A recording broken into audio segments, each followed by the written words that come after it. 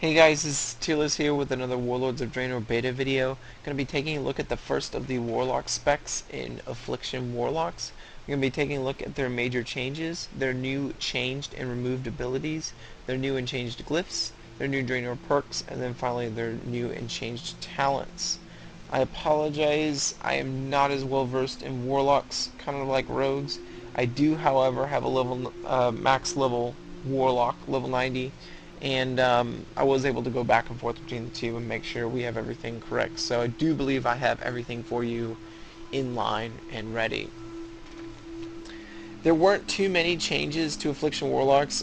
They got their major changes in Mists of Pandaria, so Warlords of Draenor was considered more of a cleanup, polish type of deal. There are three major changes to look at, though. The first is to Warlocks as a whole, and that is Blizzard felt there was too much raid utility. Warlocks simply just brought more to the table than anyone else. So they targeted this in two different ways, in demonic gateways and in healthstones. Demonic gateways can no longer be used every 45 seconds. That has been upped to 90 seconds, so every 90 seconds you can use demonic gateway. Furthermore, you can only place it 40 yards away as opposed to 70 yards away, so they really knocked on demonic gateways a lot for your raid utility. Healthstones can no longer crit, and their cooldown won't reset until the player leaves combat. So there's another big knock against the raid utility of Warlocks. They just needed to bring them back down to where all the other classes are. A major change for the Affliction is that Drain Soul will no longer be generating 4 soul shards. Blizzard felt that it was too powerful when there were small creatures to kill. You can turn around, kill a small creature, in a raid or whatnot, get your 4 soul shards again, and then start doing massive DPS again with your 4 soul shards. That's not going to be the case anymore. It now only generates 1 soul shards, and it just won't be as powerful anymore. The second major change is that the third major change is that Fell Flame has basically been removed. Blizzard felt that, Blizzard as a whole wanted to reduce the amount of mobilities that casters had in the game, so Fell Flame was removed, a host of other abilities for other classes was removed. I wouldn't worry about it too much because they're designing raids around the fact that casters cannot move. So if you're worried about high mobility fights, you're not going to see those anymore. It will be a problem in PvP, and they're going to balance the mobility of melee around the fact that casters no longer have that mobility. There is one new ability for Affliction Warlocks, and that is Blood Pact, the return of Blood Pact. And it is a pact that increases the stamina of all nearby party and raid members by 10%. That sounds kind of familiar. That used to be a part of Dark Intent. It also increases your own stamina by an additional 10% and increases all healing you receive by 10%. And if that sounds familiar, that's because that comes from Fel Armor. So Blood Pact is kind of the overall passive for that, and just baked into your passive abilities. It's your raid buff. There are several changed abilities in the Affliction toolset. Soul Swap now costs 1 soul shard, as opposed to 0. So you're gonna have to use that now. Soul Burn got gutted. It no longer affects Health Funnel, Curses, Drain Life, or Unending Breath. It got gutted in that portion. It still affects Demonic Circle, Teleport, Seed of Corruption, Soul Swap, and Summon Demon, but the other 4 have been removed from the game. Dark Intent now grants 5% multi-strike instead of 10% stamina, so that's kind of a nice, buff to bring to the table. Fell Hunters and Observers, just so you know, their spell lock ability, and the Void Walkers kind of apply to this too, no longer silences the target, it's just an interrupt. Void Walkers lost their disarmed. Blizzard's been cutting down on interrupts and blanket silences across the board, so don't feel like you're left out from the others. It's just, it's happening to everyone. Seer Magic's cooldown has been increased to 30 seconds, up from 20 seconds. Seduction and Mesmerize from both Succubus and Shavara that ability now has a 30-second cooldown, so that's something to take note of. And then lastly, Terror Guard. The Terror Guard no longer casts Terrifying Roar when it dies. It's the last major change. There are just as many removed abilities as there were changed abilities for Affliction Warlock. The first of these is Malefic Grasp. It has been removed from the game. And everything that dealt with Malefic Grasp has been baked into Drain Soul. Originally Drain Soul was removed, and Warlocks complained. They liked Drain Soul better because it was more iconic, so that's what they did. They kind of fused the visuals together. You kind of see the blue and the purple. I'm not quite sure if it'll change when it gets down to 20%, but for the most part right now it's kind of a fused look between the two abilities. As mentioned before, Soulburn, Health Funnel, Curse, Drain Life, and Unending Breath have been removed from the game. Also, several curses have been removed from the game. Curse of Elements has been removed, Curse of Enfeeblement has been removed, and Curse of Exhaustion has been removed. All three of those have been removed from the game. Fel Armor, as mentioned before, has been removed from the game. Pandemic has been removed from the game. And then lastly, Twilight Ward has been removed from the game. A lot of changes really kind of hurt PvP, and the changed abilities and removed abilities, they really do hurt Warlocks in terms of PvP. There are several new glyphs for a Warlock. The first of these, let's go ahead and pull up the glyphs here. The first of these is Glyph of Dark Soul, which reduces the duration and cooldown of Dark Soul by 50%. There is Glyph of Life Pact. If I can find this, here it is. Mana costs on all your spells are reduced by 30%, but Life Tap can no longer be cast, and your health will drop by 1% per second. Your health cannot drop below 75% from this effect.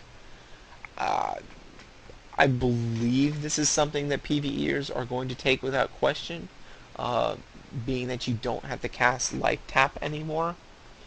Not quite sure though. Considering that health pools are not as burst and spiky as they are before, I think this is a no-brainer unless there are other better talents to take for Affliction in PvE. Otherwise, this one will probably most likely be taken. Notice also that it says exclusive with Glyph of Life Tap, so you can only have one or the other. You cannot have both active at the same time. Honestly though, why would you want Life Pact and Life Tap at the same time if one gets rid of Life Tap? So just understand that's how exclusivity works with glyphs now. There is Glyph of Soul Swap, which you can hold inhaled periodic effects from Soul Swap for 27 more seconds. So significant increase there. And then last, there is Glyph of Strengthen Resolve. It is Unending Resolve reduces the damage taken by an additional 20%, but its cooldown is increased by 60 seconds, and it's exclusive with Glyph of Unending Resolve and Glyph of Eternal Resolve.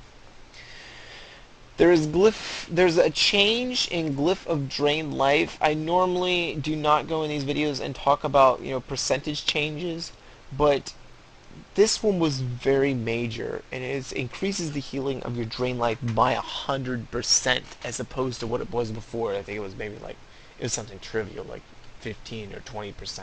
This was done. Blizzard really wanted to bring some power and some oomph back to Drain Life. So that's a change that you should look out for, a glyph you should probably consider now, especially in PvP. That leaves us with the Draenor perks of Affliction. I'm going to go ahead and take a look at them. We'll go from the back up. First is Improved Drain Soul, as your Drain Soul deals 100% additional damage on targets below 20% health, so it's your execute phase.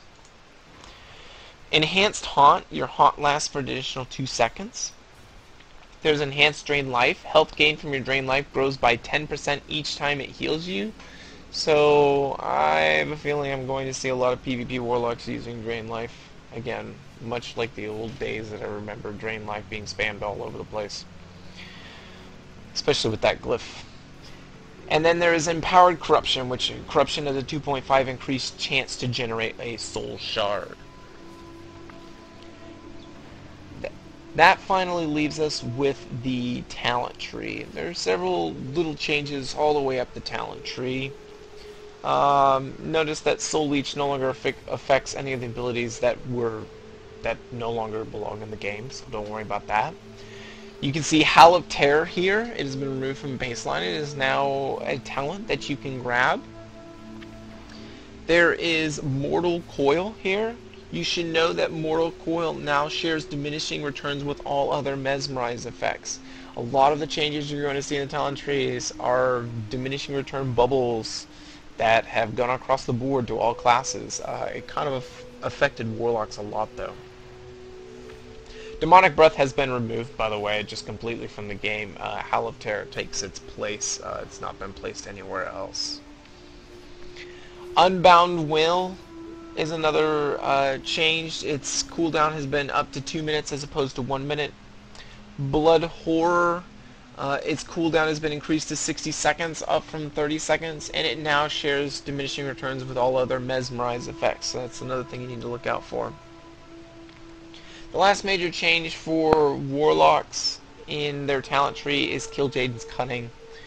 As I mentioned at the very beginning with Fell Flame, they're trying to reduce caster mobility, and so Kill Jaden's Cunning now functions like Spirit Walker's Grace for Shamans. It's just you have a certain amount of time in which you can cast spells, minute cooldown.